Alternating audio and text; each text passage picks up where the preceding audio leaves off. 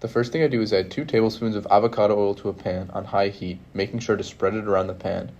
Then I'm adding 5 skinless chicken thighs, cooking them for 2 minutes each on each side to brown them, setting them aside on a plate once cooked.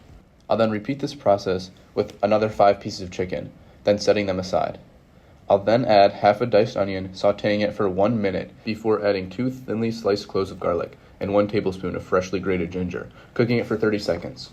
If you're cooking this in the townhouses, make sure to open a few windows so you don't accidentally set off the smoke alarm. Next, reduce the heat to low and add 1 can of diced tomatoes, 2 cups of chicken broth, 2 tablespoons of honey, 1 lemon sliced into wedges, and 1/4 cup of golden raisins, which have been prepared on the side and are put together in this one bowl here.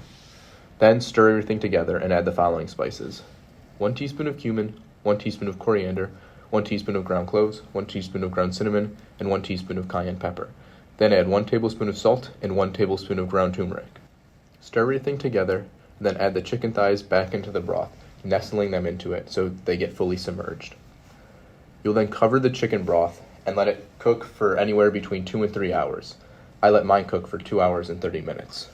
Now, find something else to do for the next 2.5 hours, but make sure you come back and check on the stew every 30 minutes to give it a little stir and make sure nothing is burning. Then, with 45 minutes left on your timer, add in 2 large carrots that have been cut into chunks. The carrots are added later just to remain a little bit firmer than the rest of the dish.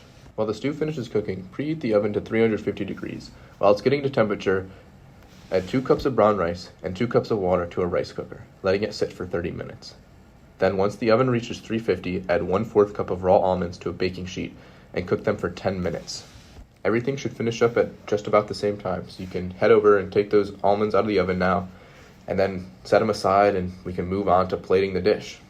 First, I'll scoop the rice out of the rice cooker into the bowl and pat it down. That way I can leave some room for the chicken and the stew that's going to be added on top of it. Then adding that chicken and stew, make sure you get at least 1 good sized breast, then make sure you get a little bit of everything else, letting that stew then again soak into the rice and just add some more flavor into it.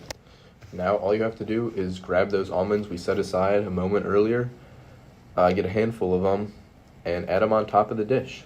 Then you'll have your finished Moroccan tagine. I think it looks pretty good.